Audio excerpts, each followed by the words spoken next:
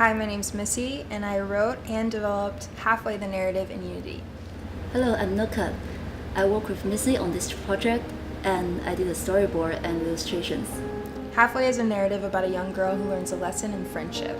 It's a hybrid piece of 2D animation and the Looking Glass holographic display. I think the Looking Glass did alter the way that I approach this process,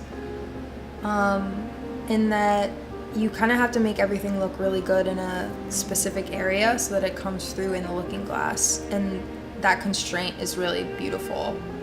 I kind of think of it like a puppet box or like a holographic puppet box. The kind of like innovation Noca and I were trying to bring into the Looking Glass was bringing 2D art, marrying it with 3D and like video collage. So definitely the Looking Glass provided a really cool constraint that we had to work around, but I think the product is really cool.